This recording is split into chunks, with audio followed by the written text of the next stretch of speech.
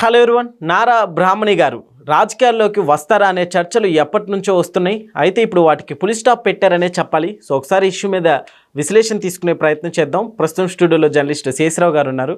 ఇంటర్వ్యూలోకి వెళ్ళిపోదాం. Hello sir. Hello sir, నిజంగా interview పోతున్నారా? దీని మీద చాలా కాలంగా చర్చ జరుగుతుంది. అవును, అందుకే ఆ చర్చకి తెర వేసేటువంటి ప్రయత్నం ఆవిడ చేశారు. ఎక్కడ చేశారని అంటే, ఒక కాంక్లేవ్ జరిగింది, బిజినెస్ టుడే కాంక్లేవ్ ఒకటి జరిగింది. బిజినెస్ టుడే సంస్థ నిర్వహించింది. నెల 12వ తారీఖున ముంబైలో జరిగింది. మోస్ట్ పవర్ఫుల్ లేడీ 2025 అనేటువంటి కార్యక్రమం పెట్టి దానికి బ్రాహ్మణి గారిని కూడా ఇన్వైట్ చేశారు. బ్రాహ్మణి గారు అక్కడ పార్టిసిపేట్ చేశారు. పార్టిసిపేట్ చేసినటువంటి క్రమంలో అక్కడ మోడరేటరు వెంటనే క్వశ్చన్ అడిగారు. ఏం క్వశ్చన్ అడిగారంటే, చంద్రబాబు నాయుడు గారు ఆహ్వానిస్తే రమ్మంటే మీరు రాజకీయాల్లోకి వస్తారా అని అడిగారు. క్వశ్చన్ ఇది. ఓకే. ఏమాత్రం తడుముకోకుండా ఆవిడ చాలా క్లియర్గా ఏం చెప్పారంటే, ప్రస్తుతం చంద్రబాబు నాయుడు గారు అలాగే లోకేష్ గారు చాలా యాక్టివ్గా పాలిటిక్స్లో ఉన్నారు. నేను హెరిటేజ్ ఫుడ్స్ దాంట్లో చాలా బిజీగా ఉన్నాను. రాజకీయాల మీద తనకి ఏమాత్రం ఆసక్తి లేదు. ప్రస్తుతం నేను చాలా హ్యాపీయెస్ట్గా హెరిటేజ్ సంస్థను నడుపుతున్నాను.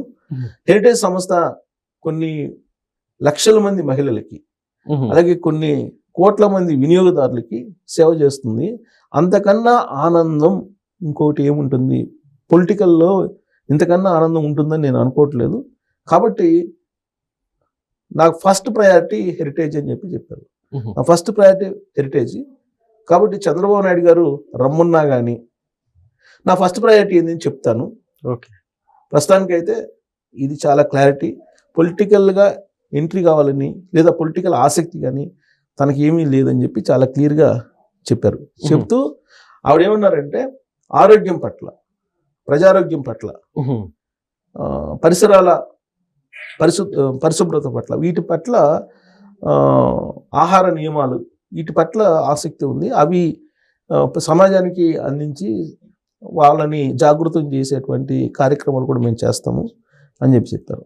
హెరిటేజ్ కారణంగా గ్రామీణ మహిళలు అనేక మంది లబ్ధి పొందుతున్నారు కదా. హెరిటేజ్ ఇప్పుడు పాడి గేదెలో, పాడి ఆవులో సాకేది ఎవరు, పెంచేది ఎవరు? గ్రామీణ మహిళలే.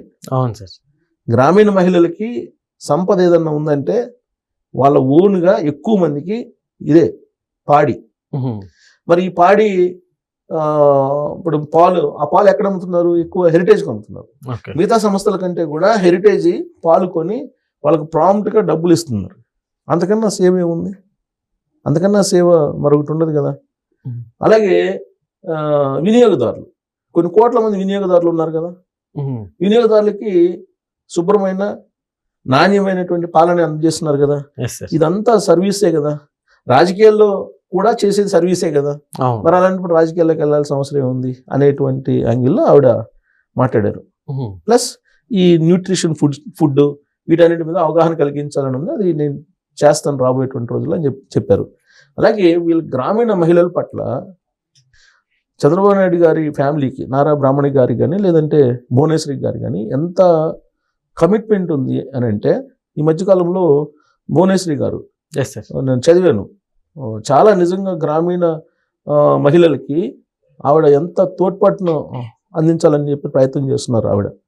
ఎందుకంటే అక్కడ వాళ్ళ గ్రామీణ మహిళలకి వాళ్ళని పారిశ్రామికవేత్తలుగా చేయాలనేటువంటి ప్రయత్నం కనిపిస్తుంది ఆవిడలో. భువనేశ్వరి గారు మహిళల ఆర్థిక స్వావలంబన పట్ల ఎంత కమిట్మెంట్గా ఉంటారంటే, ఈ మధ్యకాలంలో మనకి ఛాయ్ వ్యాపారం చాలా ఫేమస్ కదా.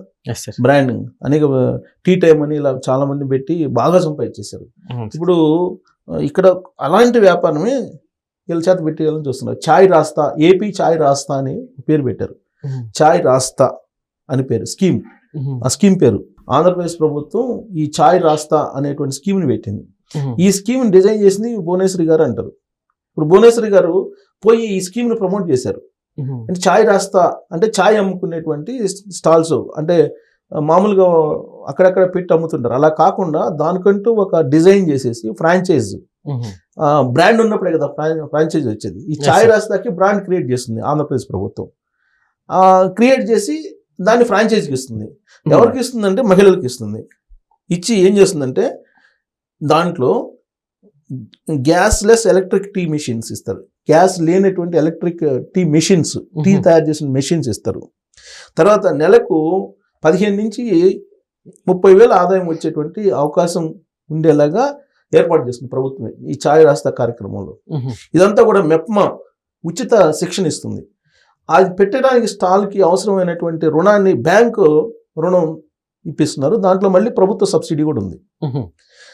దీనికి అవసరమైన పత్రాలు ఏంటంటే ఆధార్ కార్డు, మీరు డ్వాక్రా మహిళ అయి ఉండాలి ఖచ్చితంగా, సభ్యత్వ వివరాలు ఉండాలి, ఓకే, తర్వాత బ్యాంక్ పాస్బుక్ కాపీ, తర్వాత ప్రాథమిక డాక్యుమెంట్లు, లోన్ తీసుకోవడానికి అవసరమైన ఈ డాక్యుమెంట్స్ ఇవి ఇస్తే కనుక మీకు ఛాయ్ రాస్తా పథకానికి మీరు ఎలిజిబుల్. సో ఇది పెట్టవచ్చు. ఏంటి ఫస్ట్ స్టెప్ ఏంది, మెప్మాకి వెళ్ళాలి. సెకండ్ స్టెప్ ఏంది, మున్సిపల్ ఆఫీసులో కూడా అప్లికేషన్ ఫార్ములు తీసుకుంటారు. తర్వాత దానికి అవసరమైన దరఖాస్తుకు సంబంధించిన అన్ని సమర్పించాలి. అర్హత నిర్ధారణ అనంతరం బ్యాంకు రుణానికి సిఫారసు చేస్తుంది గవర్నమెంట్.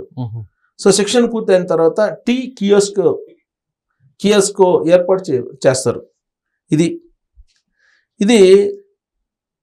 కుప్పం నియోజకవర్గంలో ఫస్ట్ ఛాయ్ రాస్తా అవుట్లెట్ని ప్రారంభించారు. కుప్పం నియోజకవర్గంలోకి ఎమ్మెల్యే ఎవరు, కుప్పం నియోజకవర్గానికి చంద్రబాబు నాయుడు గారు. కానీ చంద్రబాబు నాయుడు గారి కంటే కూడా అక్కడ ఉండేటువంటి ఓటర్స్కి భువనేశ్వరి గారు బాగా పరిచయం ఇక్కడ నుంచి. ఎందుకంటే ఆవిడే వాళ్ళతోటి ఎప్పుడు కూడా మాట్లాడుతుంటారు. ఇంటికి వచ్చినా కుప్పం నియోజకవర్గానికి వచ్చినా వాళ్ళతోటి మమేకం అవుతుంటారు. ఫస్ట్ అక్కడ స్టార్ట్ చేశారు భువనేశ్వరి గారు. ఇప్పుడు రాష్ట్రం మొత్తానికి దాన్ని స్టార్ట్ చేయడానికి ట్రై చేస్తున్నారు. ఓకే. సో అంటే మహిళల పట్ల, మహిళల ఆర్థిక స్వావలంబన పట్ల వాళ్ళకి ఎంత కమిట్మెంట్ ఉంటుందో ఉదాహరణ అది. సరే, ఇప్పుడు బ్రాహ్మణి గారు రాజకీయాల్లోకి వస్తారని అంటే చెప్పారు ఆవిడ, ఇది హెరిటేజ్ ద్వారా నేను ఎంత సేవ చేస్తున్నానని చెప్పారు. కాకపోతే పరిస్థితులకు అనుగుణంగా ఒక్కోసారి రావాల్సి వస్తుంది. లేటెస్ట్గా 2024 ముందు తీసుకుంటే చంద్రబాబు నాయుడు గారిని అరెస్ట్ చేసిన తర్వాత బయటికి అనివార్యంగా రావాల్సి వచ్చింది బ్రాహ్మణి గారు, అలాగే భువనేశ్వరి గారు. లేదంటే వాళ్ళు అసలు రాజకీయాల్లో అసలు ఎప్పుడు బయటకు రాలా. ఈవెన్ ఎన్టీ రామారావు గారు అధికారంలో ఉన్నప్పుడు కూడా భువనేశ్వరి గారు ఎక్కడా కనపడలా. చంద్రబాబు నాయుడు గారు సుదీర్ఘకాలం పాటు ముఖ్యమంత్రిగా ఉన్నా ఎక్కడ కనపడలా. కేవలం జగన్మోహన్ రెడ్డి గారి కారణంగానే వీళ్ళు ప్రజల్లోకి వచ్చారు. ప్రజల్లోకి వచ్చి భువనేశ్వరి గారు ప్రచారం చేశారు, అలాగే బ్రాహ్మణి గారు ప్రచారం చేశారు. సీన్ కట్ చేస్తే 164 స్థానాల్లో గెలిచారు కూటమి. 11 స్థానాలకి జగన్మోహన్ రెడ్డి గారు పరిమితమయ్యారు. అంటే వాళ్ళ పార్టీకి వాళ్ళు ప్రజాసేవ బిజినెస్ చేసుకుని ఇస్తే పాలిటిక్స్లోకి రారు. జగన్మోహన్ రెడ్డి గారు లాంటి వాళ్ళు ఎవరైనా కొన్ని డెసిషన్స్ తీసుకుంటే అనివార్యంగా రావాల్సిన పరిస్థితులు వస్తే ఖచ్చితంగా వచ్చే అవకాశం ఉంది. Okay sir, thank you.